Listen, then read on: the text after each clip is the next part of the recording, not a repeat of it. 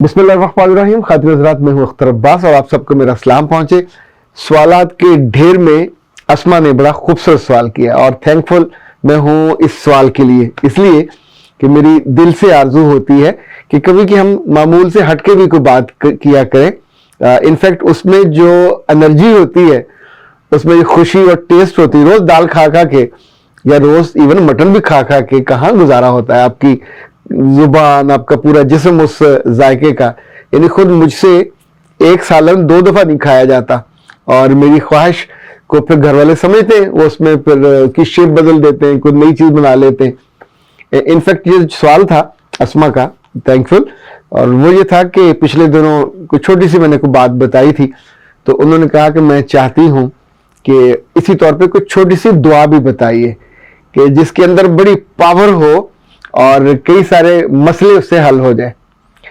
अच्छा, इंसान के अंदर ये लालच कहिए, समझदारी कहिए, दानाई कहिए या दानिश कहिए, ये हमेशा से होती है कि वो अपने रब से मांगना चाहता है और बहुत सारा बेनिफिट लेना चाहता है।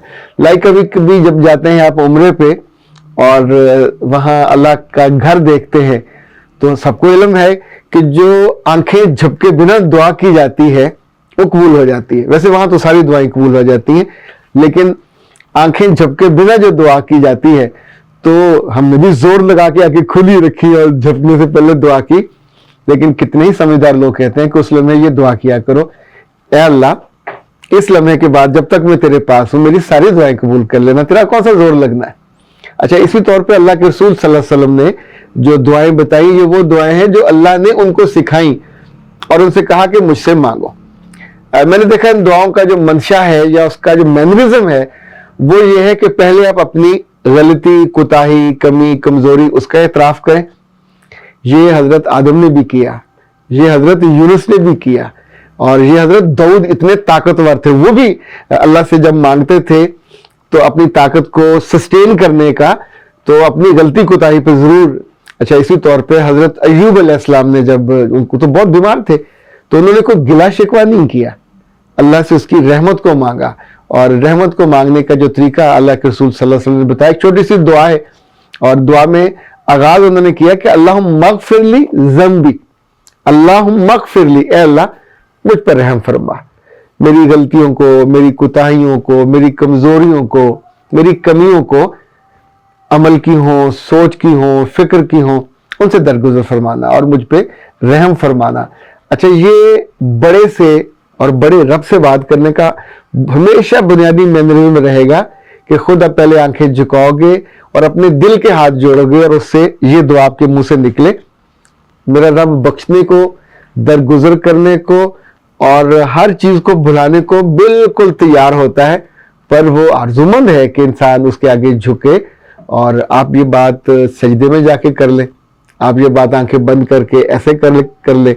अच्छा, जिस बात को अल्लाह के रसूल ने मना किया वो आसमान को देखकर दुआ नहीं करनी चाहिए, इस पे अल्लाह नाराज होते हैं। इसकी कोई वजह अभी हम नहीं बात कर पाएंगे, फिर मौजू बदल जाएगा, हम आगे चलते हैं। फिर दूसरा हिस्सा है वस्सेनी फी दारी, ए अल्लाह जो मेरा घर है इसमें वुसअत दे दे, इसे बड़ा कर दे। इंसान के अंदर आप छोटी सी झोंपड़ी में रहते हो तो भी बड़ा चाहिए। अच्छा, शुरू में जब आप रह रहे होते हैं, वसाइल नहीं होते, तो ये ख्वाहिश भी पैदा नहीं होती। 2 मरले से 4, 4 से 10, 10 से 20, और आमतौर पे किनाल पे हो तो आपको बहुत सुकून होता है, लेकिन सुकून तब नहीं रहता जब फिर दूसरे 2 किनाल की ख्वाहिश होती है। मेरी ऑब्जर्वेशन ये है कि ख्वाहिश आपके दिल में तब पैदा होती है जब अल्लाह ने पूरी करनी हो। शादी से पहले मैंने अपने अब्बा से कह के अपने लिए जो मेरा हिस्सा था ज़मीन का वो बेचा और बेच के अपने लिए एक छोटा सा घर खरीदा। तो जब हम शादी वहीं हुई, तो जब मेरी अहलिया आ गई तो चंद दिनों बाद उन्होंने कहा कि मुझे इसमें आसमान नज़र नहीं आता, छत पे जाना पड़ता है। तो अब ज़ाहिर है उस वक्त मुझे उससे मोहब्बत का नया ना था, तो मैं उसको साथ गाड़ी में बिठाया और वहीं हम ढूंढने निकले। तो उससे तकरीबन दुगना बड़ा घर हमने देखा। वो उसके जो पैसे थे तो मेरी जेब में 1 रुपया भी नहीं था, और अगले दिन हमने उसका जाके वो बयाना पकड़ा दिया और फिर हम वहां रहे, अल्लाह ने पैसे पूरे कर दिए।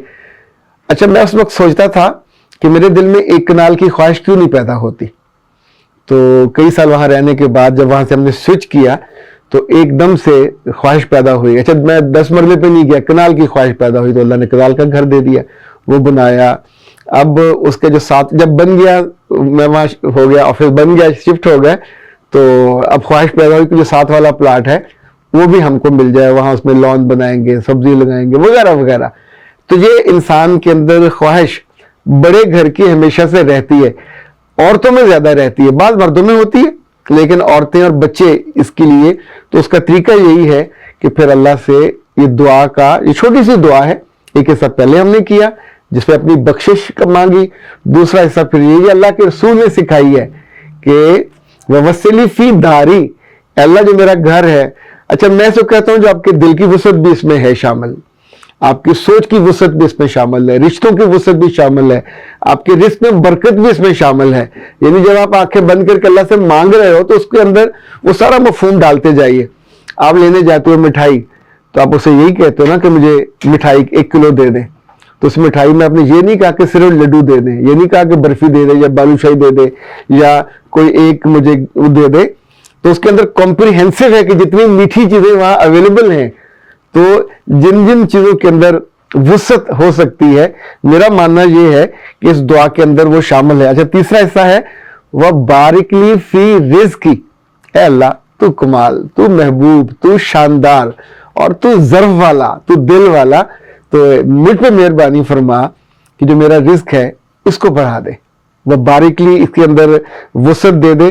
پھر رزقی, جو میں کماتا ہوں, ہاتھ سے کماتا ہوں, محنت سے کماتا ہوں, سوچ سے کماتا ہوں, کہ نوکری یا بزنس سے کماتا ہوں. بعض دفعہ رزق تھوڑا ہوتا ہے, پیسے تھوڑے ہوتے ہیں, پر آپ کو لگتا ہے اللہ نے اس میں ایسی برکت عطا کر دی ہے. تو جب بھی پیسے یا گھر یا کوئی رشتہ ہو, اس میں اللہ سے اس کی برکت ضرور مانگا کرے. جیسے پنجابی میں بزرگ کہتے ہیں نا, خیر پڑ جائے. تو انفیکٹ اگر خیر پڑ جائے تو آپ سوچیں کتنا مزہ آ جائے. جو انبیاء کی دعائیں قرآن پاک میں اللہ نے وہ انسانوں کی رہنمائی کے لیے دی ہیں. ایک دعا ابراہیم کی ہے, بڑی مزے کی, چند جملوں کی ہے, اور رب حبلی من الصالحین, یعنی آپ اپنی اولاد کے لیے دعا کرتے ہیں کہ اے اللہ, ہم اپنی اولاد کے لیے عام طور پہ نہیں کہتے, ضرور کہنا چاہیے کہ اللہ میری اولاد کو صالح لوگوں میں, ایماندار لوگوں میں, متقی لوگوں میں, اچھے کریکٹر والے لوگوں میں, کریکٹر فل لوگوں میں شامل کرنا, اور مجھے جو اولاد عطا کی ہے یہ صرف دنیا دار نہ ہو, یہ لالچ نہیں ہے. اس سے بہترین سوچ اور کیا ہوگی کہ آپ زندگی میں ان کا بھلا چاہتے ہیں, مال و دولت سے بھی, خود اللہ کی پشت بنائی سے بھی, اور جب آپ جب ہم فوت ہوتے ہیں تو پھر یہی اولاد ہمارے لیے صدقہ جاریہ بنتی ہے.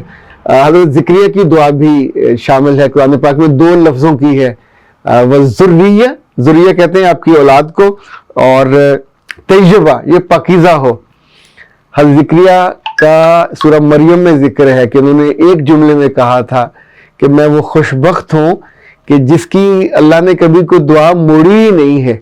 اور یہ خوش بختی اگر آپ کو بھی مل جائے, مجھے بھی مل جائے, تو کیا اس میں, یعنی ایسا ہے جیسے آپ کو پر لگ جائے خوشی کے, شکر گزاری کے, اور زندگی ہزاروں لاکھوں کروڑوں لوگوں سے بہتر ہو جائے.